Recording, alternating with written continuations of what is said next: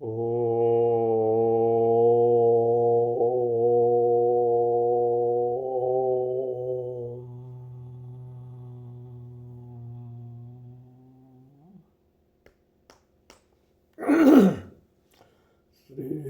श्री राम जय जय राम, जय सिया राम जय जय सिया राम, सीताराम सीताराम सीताराम, राधे श्याम राधे श्याम राधे श्याम, हरे राम राम राम हरे हरे, हरे कृष्णा कृष्णा कृष्णा हरे हरे। साथियों, आज पुनः आपको कुरुक्षेत्र की ओर ले चल रहा हूँ, जहाँ भगवान श्री कृष्ण ने अर्जुन को पुरुषोत्तम योग की शिक्षा दी है, पुरुषोत्तम योग बताया है। पुरुषोत्तम योग क्या है? पुरुषों में जो उत्तम है, अर्थात जो संपूर्ण प्राणी हैं, जो भूत प्राणी हैं, उनमें भी जो उत्तम पुरुष है वह परमात्मा है। इसलिए उस परमात्मा के योग को, अर्थात उस परमात्मा में मन क्रम वचन से जुड़ने के लिए, योग मतलब है जोड़ना, उसमें उस पुरुषोत्तम में योग के लिए भगवान ने यह 15वां अध्याय आप सभी के सामने कहा। भगवान कहते हैं, सुनिए, ऊर्ध्वमूलम् अधः शाखम् अश्वत्थं प्राहुरव्ययम् छन्दांसि यस्य पर्णानि यः तं वेद स वेदवित्। अधः च ऊर्ध्वं पिरसृता तस्य शाखा, गुणप्रवृद्धाः विषयप्रवालाः, अधः च मूलानि अनुसन्ततानि, कर्मानुबन्धेन मनुष्यलोके। न रूपम् आस्य तथा उपलभ्यते, नान्तो न चादिर्न च सम्प्रतिष्ठा, अश्वत्थम् एनं सुविरूढमूलम् असंगशस्त्रेण दृढेन चित्वा। ततः पदं तत्परिमार्गतव्यं, यस्मिन् गता न निवर्तन्ति भूयाः, तमेव चाद्यं पुरुषं प्रपद्ये, यतः प्रवृत्ति प्रसृता पुराणी।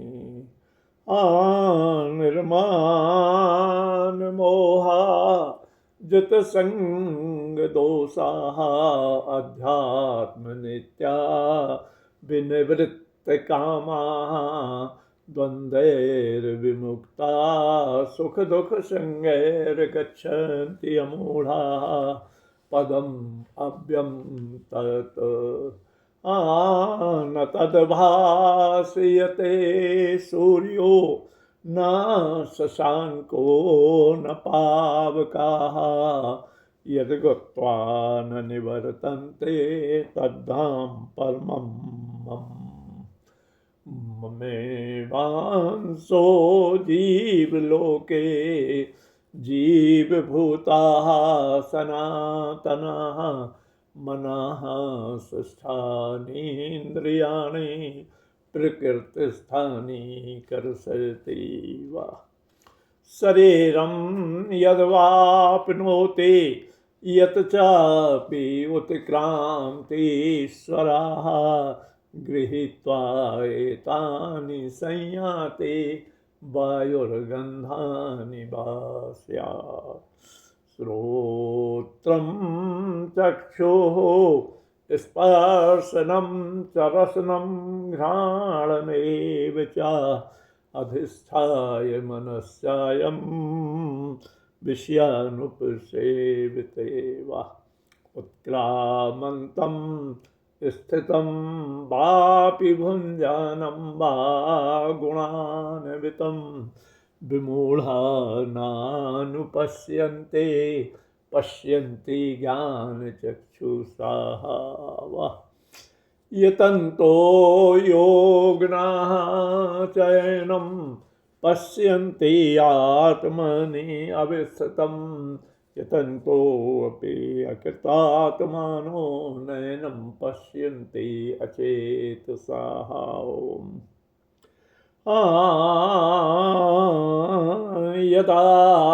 यदादित्यगतं तेजो जगत भासयते अखिलं यत चन्द्रमसि यत चाग्नो तत्तेजो वेद्धि मामकम् गामावेश्य च भूतानि धारयामि अहम ओजसा पुष्णामि च औषधि सर्वा सोमो भूत्वा रसात्मकाः अहं वैश्वानरो भूत्वा प्राणिनां देहमाश्रिताः प्राणापान समायुक्ताः पचामि अन्नं चतुर्विधं वाह सर्वस्य चाहं हृदि सन्निविष्टो मत्तः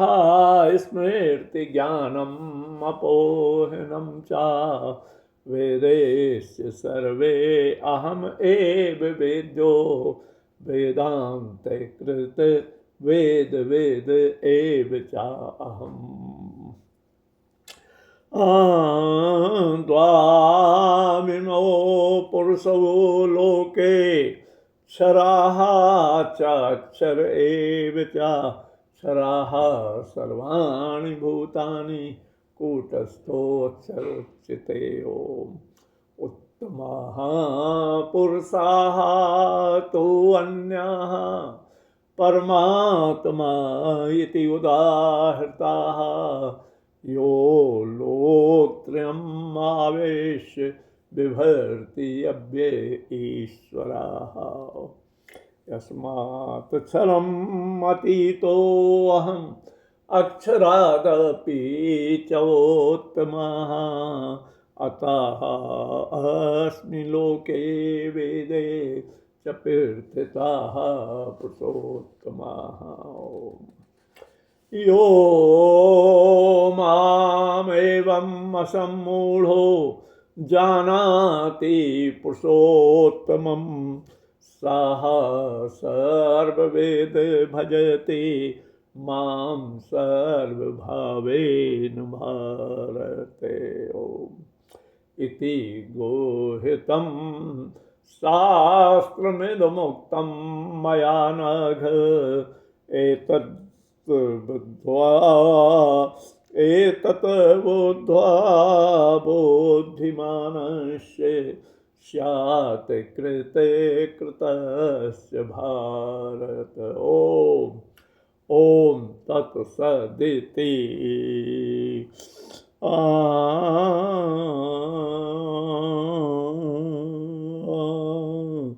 ॐ तत्सदिति श्रीमद्भगवद्गीता उपनिषत्सु ब्रह्म विद्यायां योगशास्त्रे श्रीकृष्णार्जुन संवादे पुरुषोत्तम योगे नाम पंचदशो अध्यायः।